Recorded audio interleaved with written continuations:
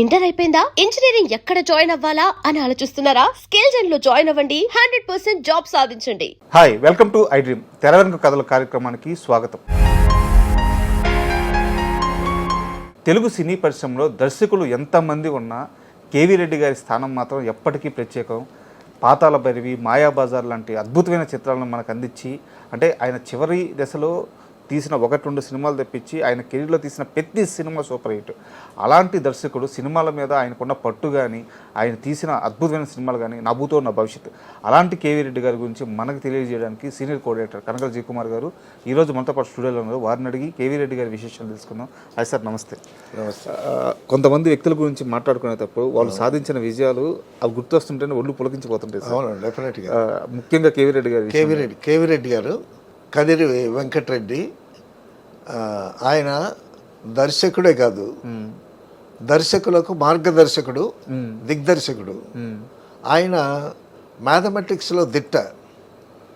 So అలాగే ఆయన తీసినటువంటి సినిమాలు కూడా చాలా లెక్కసరిగా ఉంటాయి. అంటే లెక్కసరిగా అంటే టోటల్ కథని, టోటల్ షార్ట్స్ అన్ని రాసి, ఆ షార్ట్స్కి ప్రతి షార్ట్కి లెంగ్త్ తీసి, సో ఈ ఫుటేజీ, ఈ సినిమాకి మొత్తం ఫుటేజీ 14,200 వస్తుంది అని అంటే కరెక్ట్గా 14,000కి ఒక 100 తేడాతో ఉంటుంది, అటో ఇటో. అంటే సో అంత లెక్కసరిగా మనిషి కూడా లెక్కసరిగా ఉంటాడు. సో ఏం తీయాలో స్క్రిప్ట్ మీద ఉన్నప్పుడే ఆయనకి ఒక క్లారిటీ ఉంటుంది. అసలు ఆయన ముందు సినిమా చూసేస్తాడు, ఆ షార్ట్స్ అన్ని బ్రెయిన్లో ఉంటాయి, ఆ షార్ట్స్ అన్ని పేపర్ మీద రాస్తాడు. షార్ట్స్ అన్ని ప్రతి డైలాగ్కి ఏ డైలాగు ఎవరు చెప్పాలి, దాని క్లోజ్ షాట్సా, సజెషన్ షాట్సా, లాంగ్ షాట్సా, మిడ్ షాట్సా, trolley, everything will be on the paper అండి. తర్వాత ఆ పర్టికులర్ సీన్కి ప్రాపర్టీస్ ఏమిటి, ఆర్టిస్టులు ఎవరు, అవి కూడా ఉంటాయి పేపర్ మీద నోట్ చేసుకుంటాం. ఎంత సుఖంగా ఉంది సార్ అసలు వినడానికి. అసలు తర్వాత షూట్లో ఎవరికి పెద్ద కష్టం ఉండదేమో, టెన్షన్ ఉంటుంది. ఎందుకంటే ఆయన సెట్లో ఉంటే చాలా సీరియస్గా ఉంటాడు.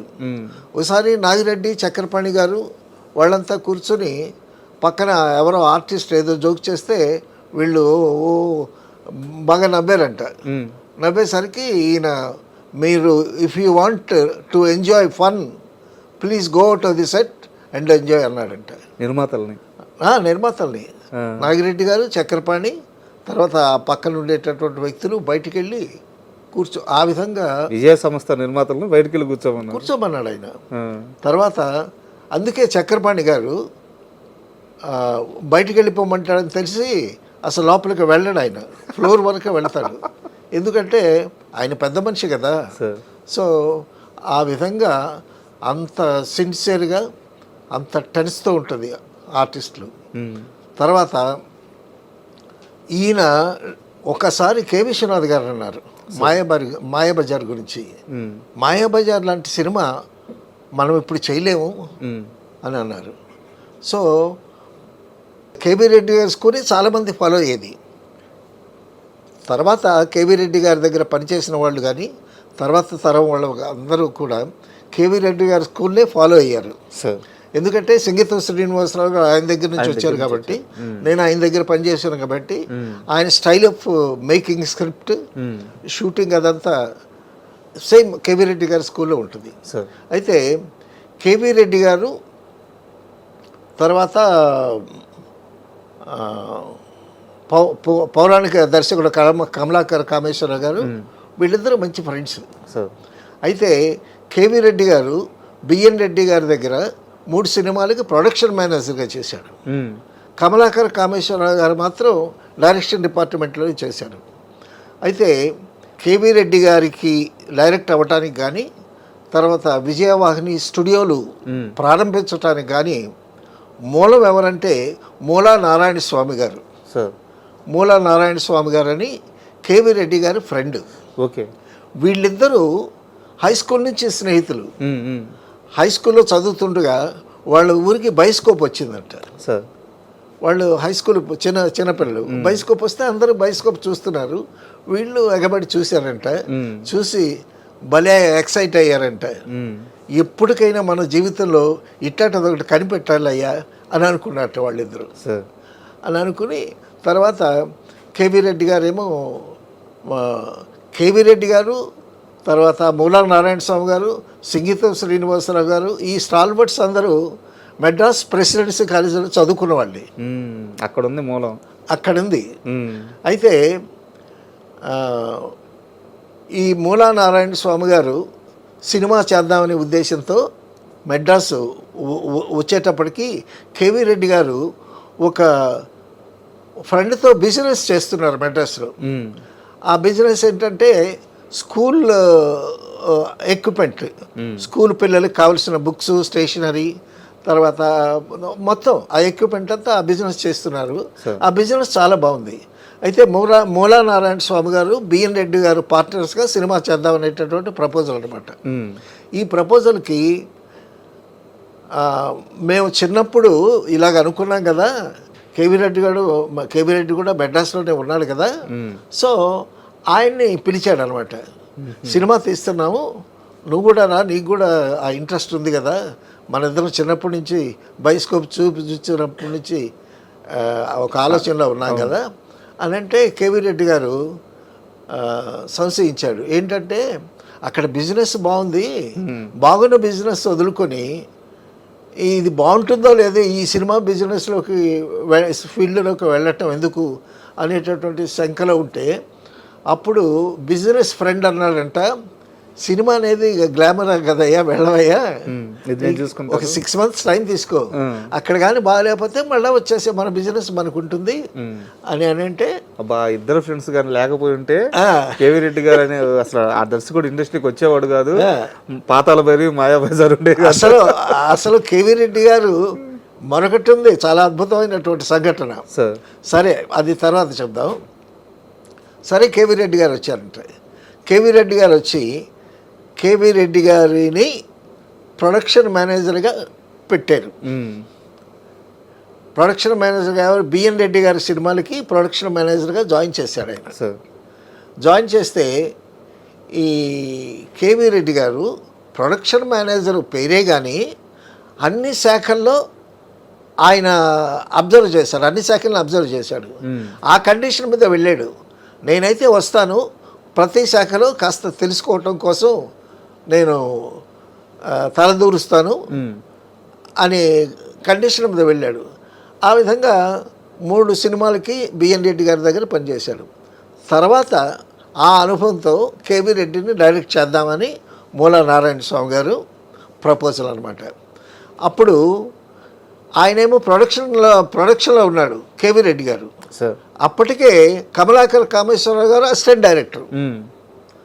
అప్పుడు ఈ మూలా నారాయణ స్వామి గారు భక్తపోతన సబ్జెక్టు తీద్దామని చెప్పి కేవీ రెడ్డి గారిని డైరెక్టర్గా పెడదామని ఒక ప్రపోజల్ తీసుకొచ్చారు. తీసుకొస్తే బిఎన్ రెడ్డి గారు ఓకే అన్నారు, కానీ బిఎన్ రెడ్డి గారి బంధువులు ఉంటారు కదా, వాళ్ళేమో ఆయన ప్రొడక్షన్ మేనేజరు అసిస్టెంట్ డైరెక్టర్గా చేయలేదు, కమలాకర్ కామేశ్వరరావు అసిస్టెంట్ డైరెక్టర్గా చేశాడు, అతని డైరెక్షన్ ఇవ్వచ్చు కానీ ఇతనికే డైరెక్షన్ ఏంటి అని పదవి పిలిచారంట వాళ్ళు. తర్వాత బిఎన్ రెడ్డి గారి ఇంటికి కేవీ రెడ్డి గారు వెళ్ళేటప్పుడల్లా మొహం చాటేసేవాళ్ళంట వాళ్ళ ఫ్యామిలీ మెంబర్స్. చాటేస్తుంటే ఈయనకి ఫీల్ అయ్యాడు పాపం. ఫీల్ అయ్యి ఫ్రెండ్ మూలా నారాయణ స్వామి గారితో అన్నాడంట, ఎందుకులే అనంటే, లేదు నీ స్కిల్ నీకు తెలియదు, నీ టాలెంట్ నీకు తెలియదు, నువ్వే ఈ డైరెక్టర్వి అని చెప్పి ఒక మీటింగ్ పెట్టి, ఆ మీటింగ్లో సినిమాల్లో లాభాలు వస్తే పంచుకుందాం, నష్టం వస్తే అంతా నేనే భరిస్తానన్నాడు మూలా నారాయణ స్వామి. అప్పట్లో ఏం ఫ్రెండ్షిప్, అది ఫ్రెండ్షిప్ అంటే. సో అప్పుడు ఒప్పుకున్నారు. ఒప్పుకున్న తర్వాత భక్తపోతన సినిమా సబ్జెక్ట్ భక్తపోతన. ఈ పోతనకి ఎవరిని పెడితే బాగుంటుంది అని ఆలోచన వచ్చింది. ఆలోచన వచ్చి నాగయ్య గారు అయితే బాగుంటుంది, చిత్తూరు నాగయ్య గారు. నాగయ్య గారు అప్పటికి స్వర్గసీమ వాటిలో రొమాంటిక్ హీరోగా వేస్తున్నాడు. ఇప్పుడు భక్తపోతన సినిమాకి ఆ పోతన వేషం నాగయ్య గారు వెయ్యాలి. అయితే భక్తపోతన ఒరిజినల్గా సన్నగా ఉంటాడా లావుగా ఉంటాడా అనేటటువంటి డిస్కషన్ వచ్చిందంట. డిస్కషన్ వస్తే జలసూత్రం రుక్మిణీదాస్ శాస్త్రి గారు ఎవరో ఒక ఆయన భాగవతంలో పోతనే చెప్పుకున్నాడు కదండి, లావొక్కింతయు లేదు ధైర్యంబు విలోలంబయ్యే, లావొక్కింతయు లేదు అన్నాడు. అంటే ఆయన లావుగా లేనట్టే లెక్క. లావు అంటే పద్యంలో బలమని. ఈ పోతనే అన్నాడు కాబట్టి పోతన సన్నంగానే ఉంటాడు అని చెప్పాడంట ఆయన.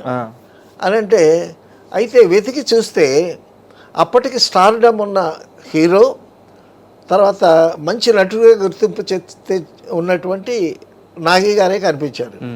సరే నాగి గారిని సంప్రదిస్తే నాగి గారు కూడా ఓకే అన్నారు. కానీ ఒకటే అబ్జెక్షన్ పెట్టాడు నాగి గారు, అప్పటికి రొమాంటిక్ హీరో వేస్తున్నాడు ఆయన. అవును. తర్వాత భానుమతి ఒక రొమాంటిక్ క్యారెక్టర్లో స్వర్గసీమ అనే సినిమాలో ఈయన్ని రెచ్చగొట్టింది రొమాంటిక్గా. అటువంటి క్యారెక్టర్స్ వేశాడు ఆయన. సరే భక్తపోతన వేషం వేయటానికి గుండు కొట్టాలి. గుండు కొడితే ఈ క్రాఫ్ అంతా తీసేస్తారా, గుండు కొడతారా అని సరి కొంచెం అయిష్టం ప్రకటించాడంట. పాత్ర అది కాబట్టి భక్తపోతన గుండుతో ఉంటాడు అది అని. ఆ పోతన వేయటానికి ఆయనకి ఇష్టం లేదు. అప్పటికి హీరోగా పాటలు పాడుతూ వేసినటువంటి హీరో కదా. అవునవును. సో మొత్తానికి లేదు నీకు బాగుంటుంది అని కేవీ రెడ్డి గారు ఆయనకి నచ్చ చెప్పారు. చేసిన తర్వాత సినిమా చేశారండి. భక్తపోతన సినిమా రిలీజ్ అయిన తర్వాత చాలా అద్భుతంగా ఆడింది సినిమా. దానికి ఆయన డైరెక్టర్ అవ్వటానికి మూల కారణం మూల నారాయణ స్వామి గారు. తర్వాత ఆ విజయవాహి స్టూడియోలు అవన్నీ రావటానికి కూడా మూల నారాయణ స్వామి గారే, ఆయనకి పేరు తగ్గట్టు ఆయనే మూలం. సో అటువంటి ఫ్రెండ్ల ద్వారా ఆయన డైరెక్టర్ అయ్యాడు. అంటే డైరెక్టర్ అవ్వటానికి అప్పుడు కూడా కష్టాలు ఉన్నాయి. ఇప్పుడు ఎలా కష్టాలు ఉన్నాయో అప్పుడు కూడా కష్టాలు ఉన్నాయి. ఆ ఫ్రెండ్ లేకపోతే లేదు. తర్వాత మూల నారాయణ స్వామి గారు ఆ అభయం ఇవ్వకపోతే ఆయన డైరెక్టర్ అయ్యేవాడు కదా. సో ఆ విధంగా భక్తపోతన తయారైంది సార్. అక్కడి నుంచి సార్ చాలా సినిమాలు ఉన్నాయి కాబట్టి మనం బాగా ఇంపార్టెంట్ సినిమాల గురించి మాట్లాడుకున్నాం. అదే జనప్రాచుర్యం ఉన్న సినిమాల గురించి.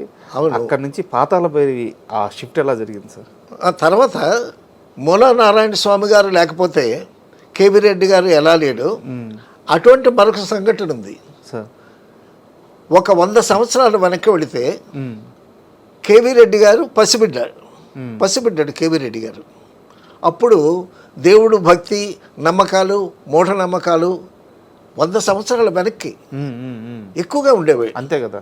అప్పుడు కేవీ రెడ్డి గారి తల్లి తిరుపతి వెళ్ళి ఈ పసిబిడ్డని ఆ తిరుపతి హుండీలో పడేసి వచ్చిందంట. దేవుడు కానుగ్గా. అంత భయంకరమైనటువంటి నమ్మకమా మూఢనమ్మకమా అనాలి దాన్ని. మూల నారాయణ స్వామి గారు లేకపోతే కేవీ రెడ్డి అనేటటువంటి డైరెక్టర్ లేడు. ఈ బిడ్డ తిరిగి రాకపోతే కేవీ రెడ్డి గారు లేరు. ఆవిడ బిడ్డను పడేసేసి ఇంటికి వచ్చిందంట. మరి ఆవిడ మైండ్ సెట్ ఏంటో, పరిస్థితులు ఏంటో, ఆర్థిక ఇబ్బందుల లేకపోతే వెంకటేశ్వర స్వామి మీద భయంకరమైనటువంటి నమ్మకమా, హుండీలో పడేసి వచ్చిందంట. పిల్లాడు ఏదేనంటే వెంకటేశ్వర స్వామి చూసుకుంటాడు, వెంకటేశ్వర స్వామి సమర్పించాను అన్నదంట. అమ్మో అని పరిగెత్తి వెళ్ళి మళ్ళీ ఆ బిడ్డని తెచ్చుకున్నారంట. ఇది చాలామందికి తెలిసిన విషయం. నేను ఒక చోట చదివాను ఇది. సో ఆ పసిబిడ్డడు కానీ లేకపోతే మనకి మాయాబజన్ ఉండేది కాదు, మీరు అడిగిన పాతాళ భైరవి ఉండేది కాదు. చాలా విచిత్రంగా ఉంది సార్ ఈయన జీవితంలో జరిగిన టర్న్స్ అన్నీ కూడా చాలా. తర్వాత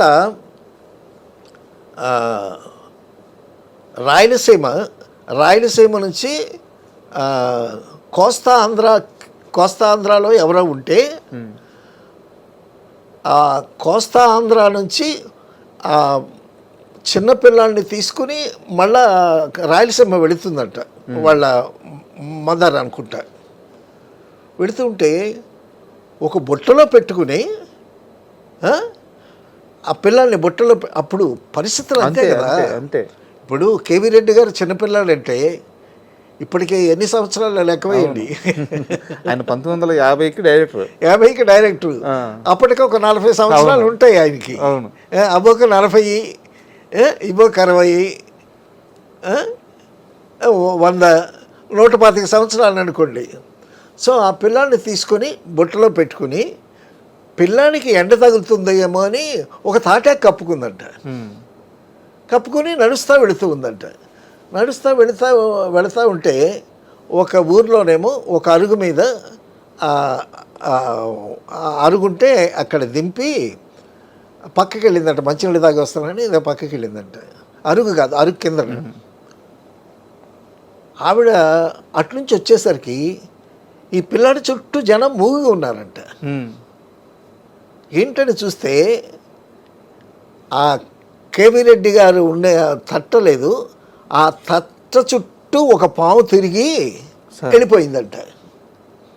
ఈ పిల్లాడు చాలా అదృష్టవంతుడు, నాగేంద్రుడు కాపాడుతున్నాడు ఈ పిల్లాడిని, అది ఇదని వాళ్ళంతా అంటే అప్పుడు ఆవిడ బిత్తరిపోయిందంట. ఆయన నిజంగానే ఇవన్నీ ఎలా బజార్ తీయడానికి పుట్టిన కారజీనుడు లాగా ఉన్నాడు సార్. అసలు ఇది ఫోక్లోర్ సినిమా సంఘటనలా ఉంటాయి. అవును. ఇవి నేను చాలా బుక్స్ రెఫర్ చేశాను. ఆ బుక్స్ రెఫర్ చేస్తే నాకు దొరికినటువంటి ఒక అద్భుతమైన సంఘటనలు అనమాట. అసలు దేవుడు అంటే నమ్మకం ఉండొచ్చు, కుండీలో పడేయటం ఏంటండి, కుండీలో పడేయడం ఏంటి, పాము చుట్టూ తిరగడం, పాము చుట్టూ తిరగటం ఏంటి. సో ఆయనకి ఏదో దైవ బలం చాలా గట్టిగా ఉన్నట్టుంది. డెఫినెట్గా ఉంటుందండి, డెఫినెట్గా. తర్వాత ఆయన చాలా తెలివైనవాడు సార్.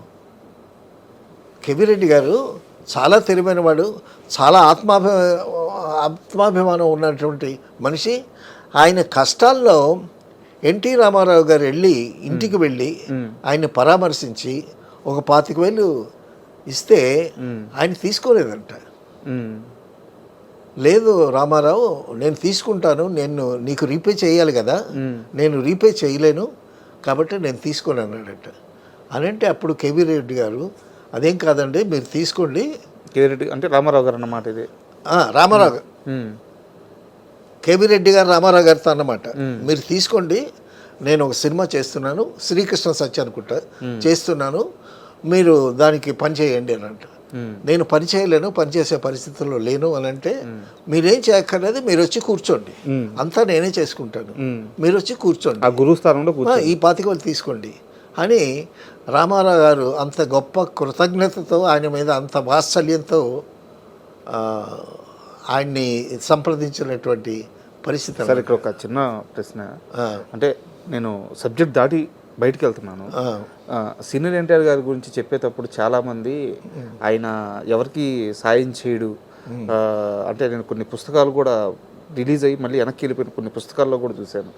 ఆయన ఎవరికి ₹1 ఇవ్వడు, దాన ధర్మాలు చేయడు, ఇలాంటి నిందలు చాలా స్ప్రెడ్ చేస్తున్నారు. ఉన్నాయి.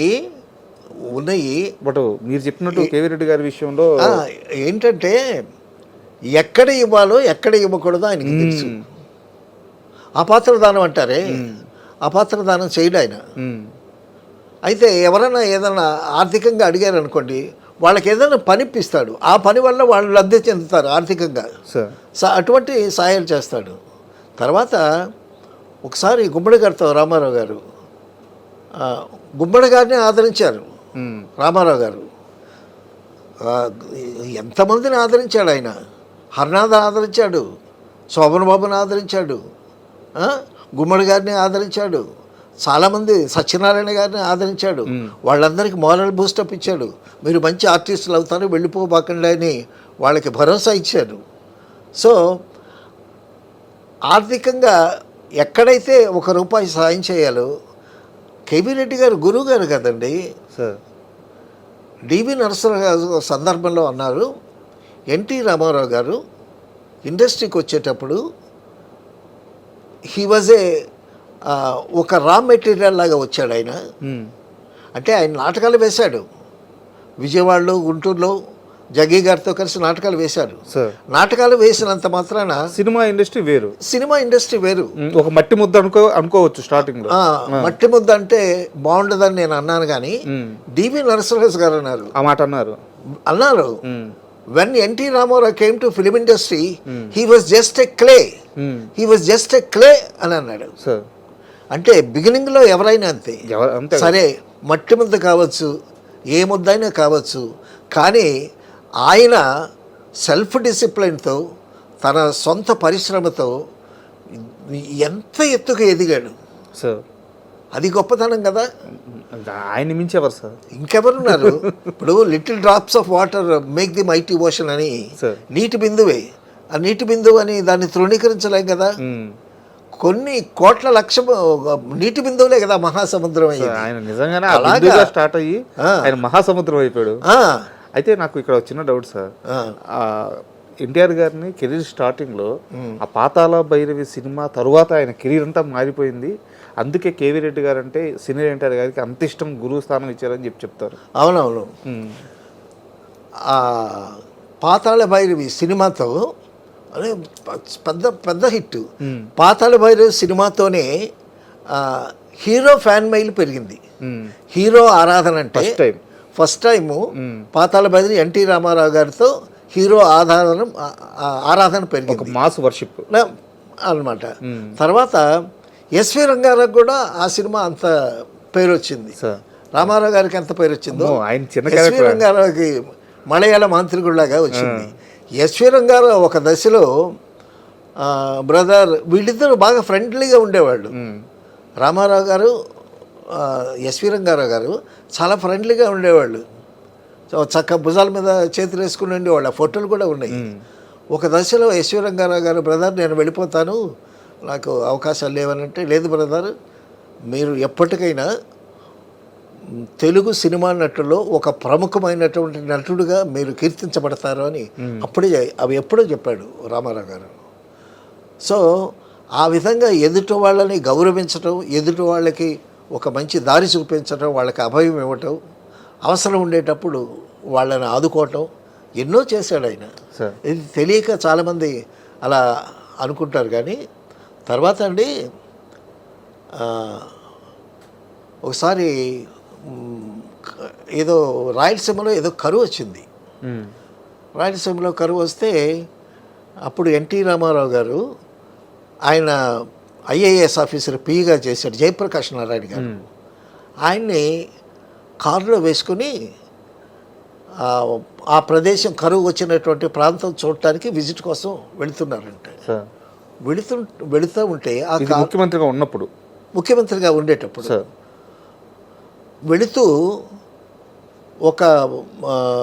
ఒక ప్రాంతం నుంచి వెళుతుండేటప్పుడు అక్కడ వాళ్ళు ఆ పక్కన ఉండేటటువంటి షెల్టర్స్ వేసుకొని ఉంటారు కదా, ఆ పేద ప్రజలను చూసి అన్నారంట, మేము విజయవాడలో చాలా కష్టాలు పడ్డాం, నేను పాలు అమ్ముకుని విజయవాడ షిఫ్ట్ అయ్యి వాళ్ళు పాల వ్యాపారం చేస్తూ పాలు అమ్ముకుని సైకిల్ మీద ఆ పాలు పోసి ఇంటింటికి పోసి తర్వాత నేను గుంటూరు కాలేజీకి వెళ్ళేవాడిని. సరే ఆయన పడ్డ కష్టాలని చెప్పాడంట. అంటే ఆయన పడ్డ కష్టాలు ఆయనకి తెలుసు, ప్రజలు కూడా ఎటువంటి కష్టాలు పడతారో ఆయనకి తెలుసు. అక్కడి నుంచి వచ్చారు కదా సార్, స్క్రాచ్ నుంచి అక్కడి నుంచి వచ్చినటువంటి మనిషి. అది ఆ మూలాలు మర్చిపోలేదు రామారావు గారు. అందుకే ప్రతి ఒక్కరికి గుమ్మడి గారిని ఒకసారి కూడా బ్రదర్ మీకు ఎంత వస్తుంది నెలకి, ఎంత వస్తుంది అని అంటే ఏదో ఒక అమౌంట్ చెప్పాడంటే, ఆయన చెప్పిన అమౌంట్లో సగమే వస్తుందంట రామారావు గారికి. అప్పట్లో ఆయన క్యారెక్టర్ ఆర్టిస్ట్ అయిపోయాడు గుమ్మడి గారు. చాలా సినిమాలు, అన్ని సినిమాల్లో ఆయనే. అనంటే బ్రదర్ నాకు 300 వస్తాయి, నాకు 300 వస్తే నేను 100 రూపాయలు ఖర్చు పెట్టుకుంటాను, లెక్క కూడా చెప్పాడంట. బియ్యానికి 10, తర్వాత ఇంకేదేనికో ఒక 10 లెక్క చెప్పాడంట. నేను 200 దాచుకుంటానంట. ఈయనకి వచ్చిందంతా ఖర్చు పెట్టుకుంటున్నాడు గుమ్మడి గారు. దాచుకోవాలి బ్రదర్, అంతా ఖర్చు పెడితే ఎలాగా? గుమ్మడి గారు సిగరెట్లు బాగా తాగుతాడు, జాగ్రత్త ఎన్టీఆర్ గారు. కాబట్టి అందరికీ జాగ్రత్త చెప్పి అందరి క్షేమ సమాచారాలు తెలుసుకుని ఎవరైనా చక్కగా ఇల్లు కట్టుకుంటే గృహప్రవేశానికి వెళ్ళి అదంతా ఆయన నిజంగా ఒక మానవ రూపంలో ఉన్నటువంటి మహనీయుడండి ఆయన. సార్ అయితే మనం కాస్త డైవర్ట్ అయిపోయాము, కేవీ రెడ్డి గారి విషయానికి వచ్చేద్దాము. కేవీ రెడ్డి గారు ఆ పాతాళభైరవి సక్సెస్ తరువాత ఇంకా ఇండస్ట్రీలో విజయ సంస్థ అన్న, ఎన్టీఆర్ గారి డేట్స్ అన్న, కేవీ రెడ్డి గారి డేట్స్ అన్న, ఆయనతో సినిమా అన్న ఒక ప్రభంజనం అంట, అసలు అందరూ ఎదురు చూసేవాళ్ళు అంట. అవును, డెఫినెట్గా. తర్వాత చిన్న చిన్న గమ్మత్తు అయిన విషయాలు ఉంటాయి. అన్నపూర్ణ వాళ్ళేమో కేవీ రెడ్డి గారితో సినిమా చేయాలి, వీళ్ళు వెయిటింగ్, 2 ఏళ్ళు ఎదురు చూసారంట. వెయిటింగ్. సరే, పాతాళ భైరవి చాలా అద్భుతంగా ఆడింది కదా. తర్వాత ఏదో ఎక్కడో ఇద్దరు మనుషుల మధ్య ఏవో చిన్న చిన్న తేడాలు వస్తూ ఉంటాయి. కేవీ రెడ్డి గారు అన్నారంట, పాతాళ భైరవి అద్భుతం సక్సెస్ అయింది కదా, ఆ సక్సెస్లో ఉన్నారు నాగిరెడ్డి గారు, ఏదో వాళ్ళ మధ్యలో ఏదో చిన్న పొరపక్షం, ఏదో మిస్అండర్స్టాండింగ్ ఏదో ఉన్నదేమో నిర్మాతల మధ్య, దర్శకుడి మధ్య. కేవీ రెడ్డి గారు ఒక మాట అన్నారంట, పాతాళ భైరవి సినిమా సూపర్ హిట్ అవ్వకపోతే నాగిరెడ్డి గారు ఉల్లిపాయల వ్యాపారం చేసుకుని ఉండేవాళ్ళు అని అన్నారంట ఈయన. ఇది ఆయనకి తెలిసిందంట. తెలిసిన తర్వాత వాళ్ళిద్దరికీ కొంచెం దూరం పెరిగింది. ఈలోగా అన్నపూర్ణ వాళ్ళు దొంగరాముడు చేశాడు ఆయన. దొంగరాముడు చేసి, దొంగరాముడు కూడా అన్నపూర్ణ సంస్థని మొట్టమొదటి సినిమా అద్భుతమైనటువంటి హిట్ ఇచ్చి చాలా అద్భుతంగా వీళ్ళ సంస్థ కూడా మామూలు సెంటిమెంట్ ఉండదు ఆ దొంగరాముడు. అవును, అన్నా చెల్లెళ్ళ సెంటిమెంట్. ఆ దొంగరాముడిలో పాటలు కానీ, ఆ సినిమా కానీ, ఆ కథ కానీ చాలా అద్భుతంగా. సార్ దాంట్లో పాట ఉంటుంది సార్, అన్నా చెల్లెలది, నాకు గుర్తు రావట్లేదు, భలే పాట అది. దొంగరాముడులోనా? దొంగరాముడులో మ్యూజిక్ అన్ని పాటలు బాగుంటాయి. అందులో హైలైట్ ఏంటంటే సావిత్రి, ఆర్ నాగేశ్వరరావు రారోయి మా ఇంటికి, మా మాట ఉన్నది, మంచి మాట ఉన్నది అని చెప్పి, నీకు ఫుడ్ ఉంది, మందు ఉంది, ఆ ఫుడ్లో నంచుకొని అరకోడి కూర ఉంది అని పాట డ్యాన్స్ చేస్తూ సావిత్రి పాడటం, ఆర్ నాగేశ్వరరావుని మొత్తలో ముంచి తర్వాత టిట్ ఫర్ టాట్ చేస్తుంది అనుకోండి. ప్రతి సన్నివేశం చాలా అద్భుతంగా అడిగినటువంటి సన్నివేశాలు. సో ఆయన దగ్గర పనిచేసిన వాళ్ళందరూ కూడా కేవీ రెడ్డి గారి స్కూల్నే అనుసరించారు. ఏది మా గురుగారు విశ్వనాథ్ గారు కానీ, సింగీత శ్రీనివాసరావు గారు కానీ తర్వాత కలిసిపోతారు. మళ్ళా ఇప్పుడు ఒక మంచి నిర్మాత ఈయనకి కావాలి, ఒక మంచి దర్శకుడు నిర్మాతకి కావాలి. నా ప్రశ్న కూడా ఇదే, గ్యాప్ వచ్చిన తర్వాత మాయాబజార్లు అంటే అద్భుతం ఎలా మళ్ళీ తెరకెక్కింది అనేది అర్థం కాల. థింగ్స్ విల్ హ్యాపెన్ అండి. ఎందుకంటే ఎక్కడైనా పొరపచ్చాలు ఉంటే సర్దుకుంటారు. మనలాగా చిన్నపిల్లలు కాదు కదా వాళ్ళు. తర్వాత యోగి వేమన తీశాడు ఆయన. ఆ యోగి వేమన ఎంత ఇంపాక్ట్ చేసిందంటే, ఆ యోగి వేమన చూసి ఒక బాలుడు సినిమా చూసి ముమ్మిడివరం వెళ్ళి ముమ్మిడివరం బాలయ్య అయిపోయాడు ఆయన. అంత ఇంపాక్ట్ ఇచ్చింది యోగి వేమన. ఈ కేవీ రెడ్డి గారు తీసినటువంటి ఆ సినిమాలు, ఆ సన్నివేశాలని ఎంత గొప్పగా రక్తి కట్టిస్తారంటే గుండెలు పిండేస్తాయి అన్నమాట. అంత అద్భుతంగా ఉంటాయి.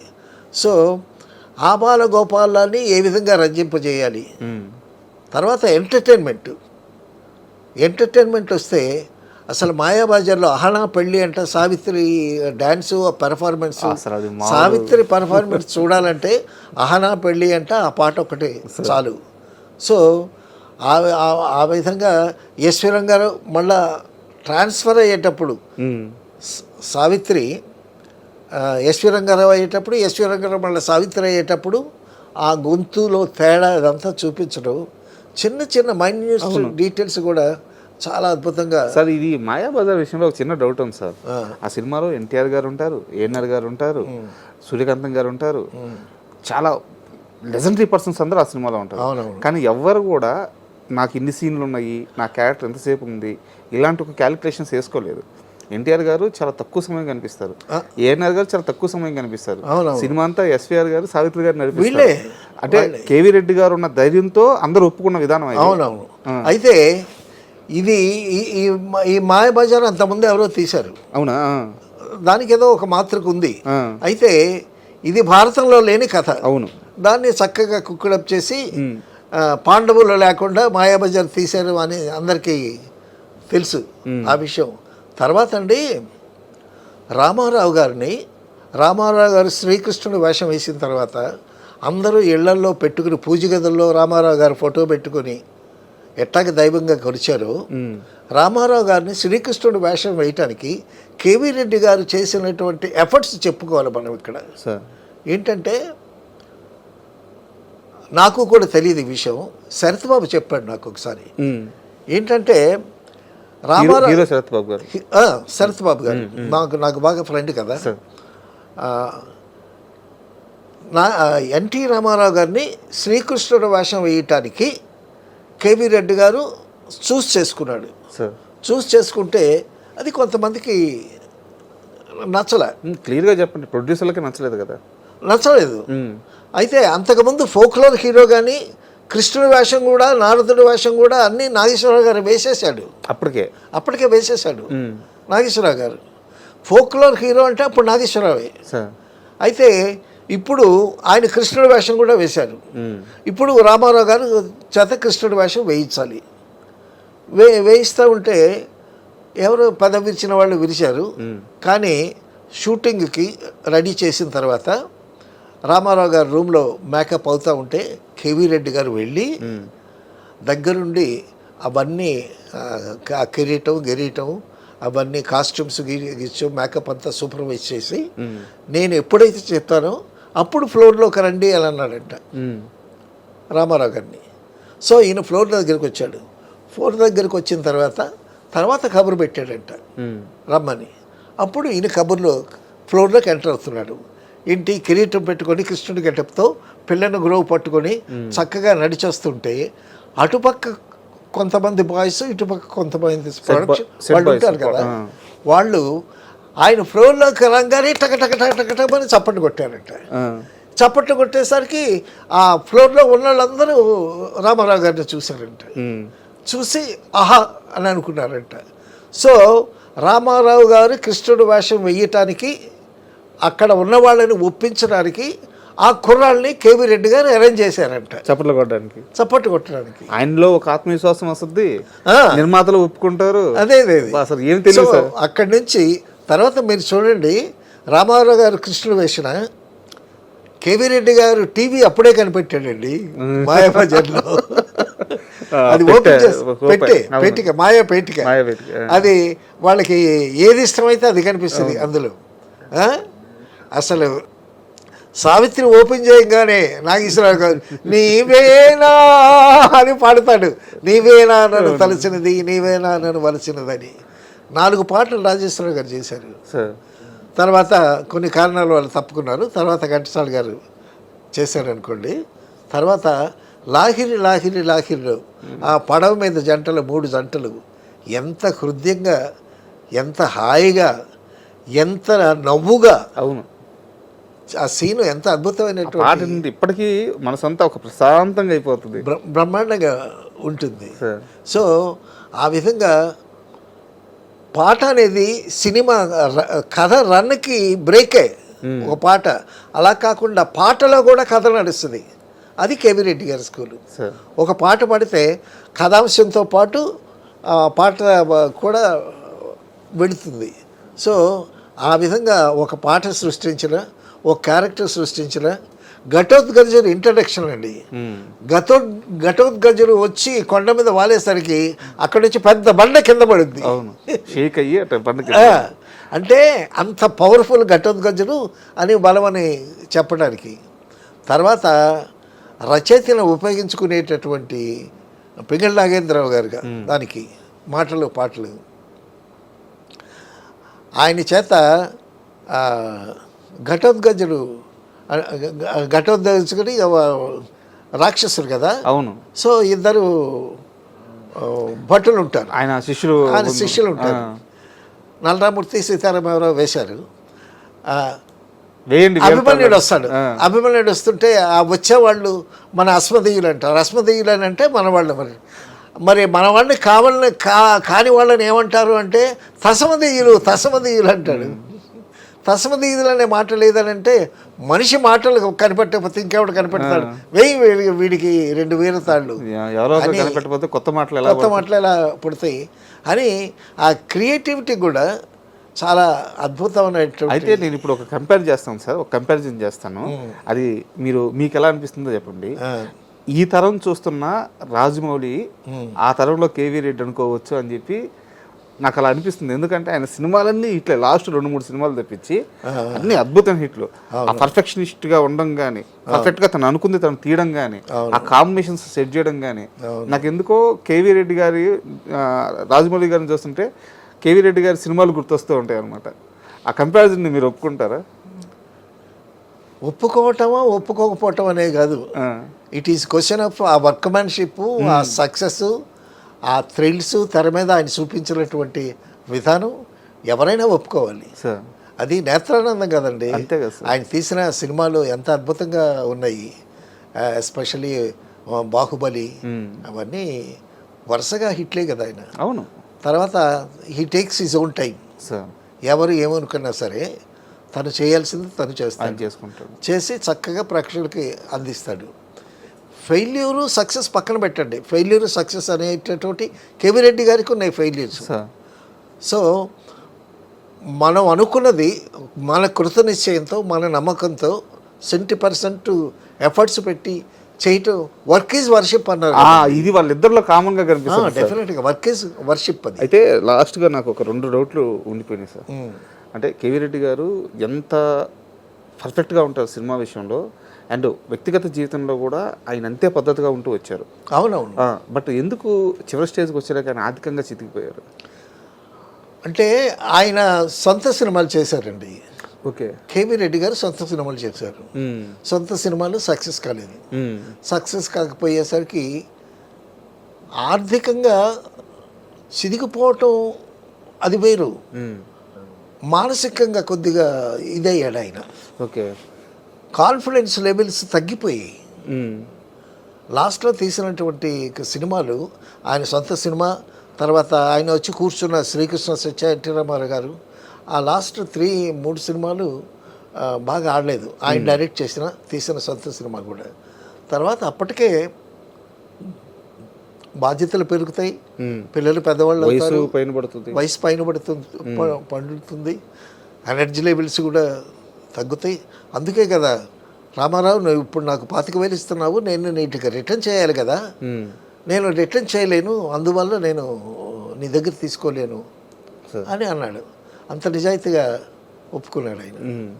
తర్వాత ఒక షాటు కన్సీవ్ చేస్తే ఇప్పుడు కృష్ణుడు బలరాముడు అన్నదమ్ములు కదా. బలరాముడేమో గుమ్మడి గారు వేశారు కదా, కృష్ణుడు రామారావు గారు. వాళ్ళిద్దరు ముక్కులు బాగుంటాయి.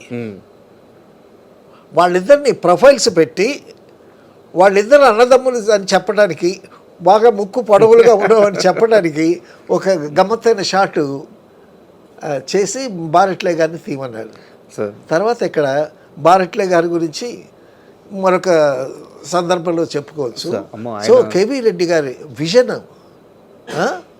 తర్వాత బలరాముడు క్యారెక్టర్ వేశాడండి గుమ్మడి గారు. ఎంత అద్భుతంగా ఆ బలరాముడు ఎంట్రీ కానీ, ఆ బలరాముడు క్యారెక్టర్ కానీ, ఆ బలరాముడు డైలాగులు కానీ ఎంత అద్భుతంగా ఉన్నాయి. తర్వాత రామారావు గారు కృష్ణుడు వేసినా సరే, ఆ మాయాపేటకి ఉండేటప్పుడు మీరు చూస్తే అక్కడ అందరూ ఉంటారు, కృష్ణుడుగా రామారావు కాస్త వెనకే నించుని ఉంటాడు. So artist importance, the placement of artist. ఇప్పుడు క్లైమాక్స్లో 10 మంది ఆర్టిస్టులు ఉంటారు అనుకోండి, 10 మంది వరుసగా లైన్లో నుంచోరు. ఇంపార్టెంట్ క్యారెక్టర్స్ ముందుకు వచ్చి ఎవరిని ఎక్కడ పెట్టాలి, ముందు వెనక అలాగా గమ్మత్తుగా the placement of artist, placement of ఆ లొకేషన్ కూడా, అవన్నీ పూచిక పుల్ల దగ్గర నుంచి అన్నీ నిశ్చితంగా పరిశీలిస్తాడు సార్. అయితే నా చివరి ప్రశ్న సార్, ఒకవేళ అంటే ఇది ఇష్టంతో అడుగుతున్నా, కేవీ రెడ్డి గారి మీద ఉన్న అమితమైన ఇష్టంతో అడుగుతున్నా. మీకు ఆ సినిమాలన్నీ చూసిన నాలెడ్జ్, ఆ ట్రావెలింగ్ అంతా తెలుసు కాబట్టి కేవీ రెడ్డి గారి ఏ సినిమా ఇప్పుడున్న జనరేషన్లో మళ్ళీ కానీ తీస్తే తిరుగు లేకుండా పాన్ ఇండియా లెవెల్లో హిట్ అవుద్ది అనిపించే సినిమా ఏది సార్? ఒకటి ఆయన సినిమాల్లో ఏదైనా, కేవీ రెడ్డి గారు చేసిన సినిమాల్లో ఎందుకు ఇది కొంచెం ఆ 13 ఆయన తీసిన 13 సినిమాలు లిస్ట్ చూసి నాకు ఎందుకో పాతాళ భైరవిని ఇప్పుడున్న ట్రెండ్కి కానీ మార్చి కొంచెం అరే పాతాళ భైరవి బాపయ్య గారు హిందీలో తీశాడు కదండి. ఇప్పుడు ఈ జనరేషన్లో మళ్ళీ నేను చెప్పేది ఈ జనరేషన్లో ఉన్నాయి ఆయన హిట్ సినిమాలు. మాయాబజార్ తీద్దామన్నా తీలేరు అనుకుంటే అది వేరే విషయం. మాయాబజారు తీయాలంటే అసలు ఆ సావిత్రి ఇది, ఆ ఎస్వి రంగారావు ఎవరు ఆ మహానుభావులు, ఆ నటులంతా కూడా అలాంటి నటీనటులు మళ్ళీ ఎక్కడ దొరుకుతారు? నిజంగా చాలా పర్సనాలిటీస్. తర్వాత ఒక క్లోజ్ షాట్ పెట్టి సావిత్రికి కేవీ రెడ్డి గారు, అమ్మా అది చాలామందికి తెలుసు, కళ్ళంటే 2 చుక్కలు రాల్చాలి అని అంటే కుడికన్నా ఎడం కన్నా అడిగిందట. సినిమాలో కూడా పెట్టారు ఈ సినిమా. అంటే గొప్ప గొప్ప వాళ్ళు అంటే ఒక వ్యక్తి గురించి మాట్లాడుకుంటే ఎంత గొప్ప వాళ్ళు చుట్టూ వచ్చేసారు చూడండి. తర్వాత అండి కేవీ రెడ్డి గారి పర్సనల్ లైఫ్ తీసుకుంటే కేవీ రెడ్డి గారు పేరు వచ్చింది, గొప్ప డైరెక్టర్ అయిపోయాడు. డైరెక్టర్ అయిపోయిన తర్వాత కేవీ రెడ్డి గారి అభిమానులు చుట్టాలు, ముఖ్యంగా చుట్టాలు తిరుపతి వచ్చి గుండ్లు కొట్టించుకొని కేవీ రెడ్డి గారి ఇంటికి వచ్చేవాళ్ళంట. అర్ధరాత్రి వచ్చేవాళ్ళంట. అర్ధరాత్రి వస్తే మరి ఫ్యామిలీ వస్తారు కదా, అప్పుడు పిల్లలు ఎక్కువ కదా, ఒక 6 మంది పిల్లలు వేసుకొని భార్యాభర్తలు ఒక 10 మంది వచ్చారు అనుకోండి, ఆ రాత్రికి రాత్రి ఆవిడ వండి పెట్టేదంట వాళ్ళకి. అలాగా బంధువులకి హాస్పిటాలిటీ, ఆయన హాస్పిటాలిటీ. సో ఈ సంఘటనలని కేవీ రెడ్డి గారితో బాగా పరిచయం ఉన్నటువంటి డివి నరసింహరావు గారు కేవీ రెడ్డి గారి లైఫ్, ఆయన సంఘటనలని జోడించి ఒక అద్భుతమైనటువంటి పుణ్య దంపతులు అనేటటువంటి ఒక స్క్రిప్ట్ తయారు చేశారు.